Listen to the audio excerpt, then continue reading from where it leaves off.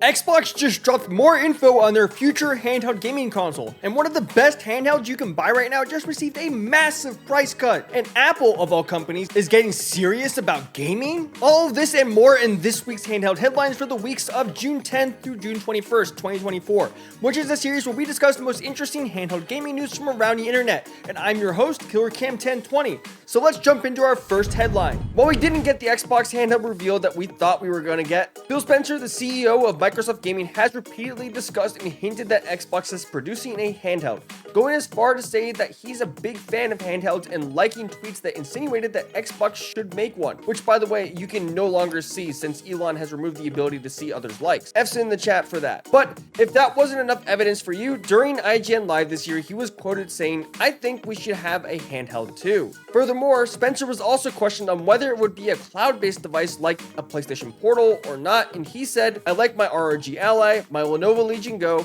my Steam Deck.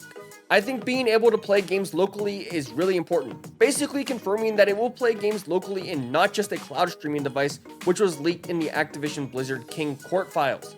So overall, an Xbox handheld could in theory be a very interesting product, especially if they release one before Sony does. Obviously, this won't be a handheld for PC gamers unless it also has Windows loaded on it, but it could be a worthy investment for a lot of Xbox gamers if it's powerful enough to play all modern games. But nonetheless, having more competition in the handheld space is great, especially when it's one of the big three getting involved. But if you thought Xbox should have tried making a handheld sooner, well, you aren't alone on that, because the Gears of War creator Cliff Bleszinski allegedly pitched the idea of an Xbox branded dockable handheld console years ago. As he tweeted, "Ha, they never listened to me when I proposed the X-Slate," basically an iPad-like device that you can dock, and then the Switch entered the chat. So it sounds like he pitched the idea before even the Nintendo Switch was announced. Although, admittedly, the name doesn't sound very marketable. Something more like the Xbox Go or even Xbox Nomad would have made more sense in my opinion. But it really makes me wonder how different last gen would have played out for Xbox if they came out with their own dockable handheld before the Nintendo Switch. Perhaps the Xbox One generation wouldn't have been as big of a flop. But regardless though,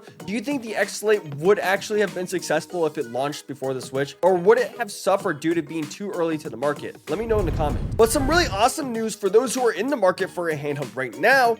Best Buy has an amazing deal on the ROG Ally, as it is now at its lowest price ever. Right now, as of June 13th, 2024, the ROG Ally is only $549, and it comes with a traveling case, which makes it an even sweeter deal. And if you want to roll the dice with an open box Ally, you can get it even cheaper, as it's only $364.99 for a fair condition one, $389.99 for a good condition one, and $458.99 for excellent condition. This is a really good deal even with the new ROG Ally X announced. This is about 31% cheaper and has the same chip inside and the same screen. So if you want to take advantage of this amazing deal, make sure you check the link in the description. Also, if you are on the fence of whether or not this handle is right for you, check out my ROG Ally review that I recently just posted. Back in the realm of MSI just confirmed further that they rushed the MSI Claw out, as they announced that not only will the upcoming MSI Claw 8 AI Plus be equipped with a next-gen Lunar Lake APU, but also the MSI Claw A1M. Many questionable decisions were made when they released the Claw earlier this year.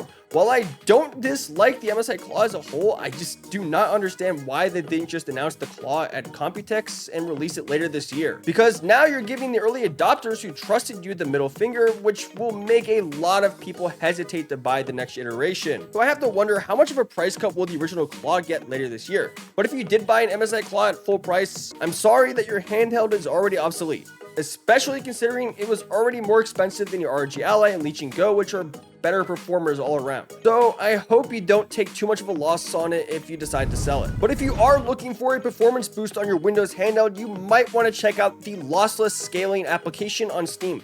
This is basically a frame generation application similar to Fluid Motion Frames, FSR3, and DLSS Frame Gen. It's been out for a while, but they just updated it to allow up to 3 times the frame rate. And while I haven't tested this application thoroughly enough yet to give it my full recommendation, it is the only option for system level frame gen currently available on the Lenovo Legion Go and MSI Claw, as AMD's Fluid Motion Frames, as far as I'm aware, is only doable on the ROG Ally due to it being an AMD device and containing a native land landscape display. So if you do want to check it out, I will link it down in the description, and so long as you don't cross 2 hours with it, you can refund it on Steam if you aren't satisfied with it. But something not talked about as much by the handheld enthusiast community is how quickly Apple is turning the iPhone into a gaming handheld. As with the announcement of the iPhone 15 Pro last year, came with it the reveal that full AAA games would be playable on it, like Assassin's Creed Mirage, Death Stranding, Resident Evil 4 Remake, and Resident Evil Village. And now they are doubling down on iPhone gaming, as they just revealed at WWDC 2024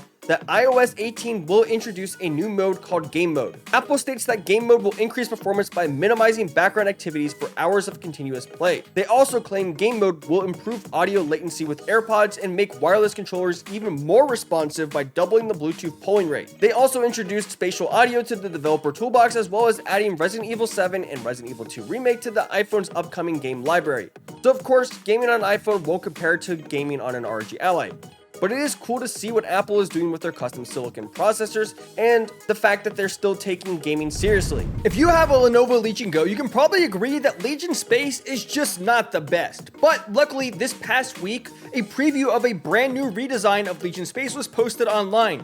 As you can see here, it looks like they're adding a new way to organize your games, a revamped controller profile configurator, and much more aesthetic looking performance display and audio setting. The beta is rumored to launch at the end of this month, so look forward to that. However, a Legion Space update isn't the only thing Legion Go owners have to look forward to, as the senior community manager of Lenovo, Ben Green, posted photos of the upcoming Legion Go dock on Twitter. Yes, it's still called Twitter. I'm never gonna call it X. It looks very sleek with 2 USB-C ports, 2 USB-A ports, an Ethernet port, and an HDMI out on the back. While there's no official price tag or release date for it yet, Ben has said that it will be added to Lenovo's website very soon. And if you haven't gotten a Lenovo Legion Go yet, it is also on sale right now for $629.99 USD. So if you are in the market for a new Lenovo Legion Go, I'll leave a link to it in the description. But before we get to our last story, I've decided to add a new segment to our handheld headline series, which is called the Poll of the Week. This week's poll was, which of these is the best failed console? Looks like the majority of you picked the PS Vita. The Vita is an awesome device that was way ahead of its time. It even had an OLED display and could remote play PS4 games just like Sony's latest handheld, the PS Portal does, except without an OLED display. Unfortunately, of course, we know how this story ends, as it just wasn't supported enough by Sony's first party, which flipped almost all of its focus onto the development of the PS4. While I never owned a Vita, I always wanted to. But here's hoping that the rumors of Sony working on a new dedicated handheld are true. And finally, our last story isn't a traditional news story necessarily, but it is something that I feel that needs to be addressed. I've seen a few YouTubers and a few journalists complain about the oversaturation of the handheld market and that there are now too many choices for the consumer to choose from. While I generally do agree that there are a lot of choices and it does make it difficult to choose, I don't think that this is a bad thing at all. We have so many different laptop companies that produce different laptops that use the same chips and sometimes even different SKUs of the same laptop on top of that. So I'm of the personal belief that more choices and more competition is ultimately a net positive for the consumer, especially when we haven't even seen Nvidia come out with a dedicated PC gaming handheld yet. That's why I applauded the MSI Claw for joining the party despite its shortcomings, because literally 99% of the handhelds coming out right now use the Z1 Extreme chipset from AMD, or a variation of it.